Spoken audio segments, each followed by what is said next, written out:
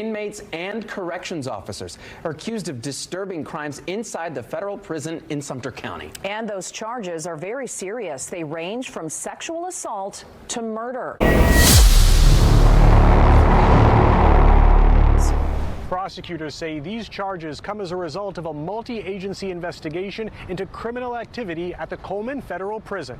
The focus of this team effort was on locating any contraband within certain areas of FCC Coleman. FCC stands for Federal Corrections Complex because Coleman is the largest federal prison in the U.S., housing more than 6,100 inmates, all of them men.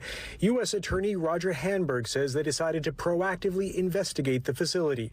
He says people noticed when federal agents suddenly showed up at the prison. We got some requests back then for information as some in the community noticed a law enforcement presence. Hanberg says their operation in March led to contraband charges against 3 inmates and a visitor and assault charges against a corrections officer. During these operations, these agencies recovered several items of contraband, including cell phones, homemade weapons, and controlled substances. Investigators say these charges are a sign that they take prison safety seriously. Contraband undermines the safety and security of prisons and puts staff, inmates, as well as the public at risk. Prison officials say their staff put in the hard work that made these charges possible. Federal prisons need to be safe and secure spaces for everybody. And there's times where that's not the case. And when it was all over, it led to the arrest of over a dozen people, inmates and corrections officers as well. According to the Department of Justice, one corrections officer was allegedly having sex with an inmate for over a year. She, the corrections officer, even offered to send the inmate's family money, all recorded in a phone call. Another corrections officer agreed to smuggle 70 grams of meth to an inmate. He got busted. Didn't know he was playing let's make a deal with an undercover agent. And that's just the corrections officers. Inmate arrest includes murder. One accused of strangling his cellmate to death using a torn bedsheet. Another allegedly stabbing his cellmate using a 6.5-inch bladed weapon. What sparked the investigation into Coleman? And how is this all happening? Government officials wouldn't elaborate other than to say they were being proactive. And says the Department of Justice, the agency and its partners will be proactively looking to make more arrests at the federal prison. Hey, man, I'm going to be honest with you, man. Obviously, it's on the news, so they got to make it sound bigger than what it is and sound all shocked. And we already know this shit been going on. We already know the male officers and female officers in there doing what they do. I interviewed somebody, and I'm going to post it at the end of this video.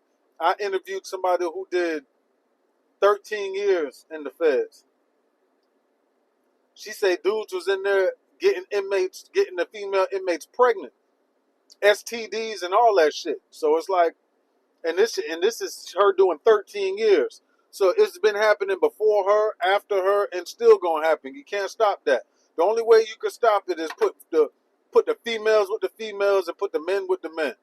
They ain't gonna do that, obviously. Then when you speak on the drugs and all that shit, yeah, they getting money in there, but they not getting paid like enough to not try to make a little extra money. And that goes back on the prison system. If you want people to not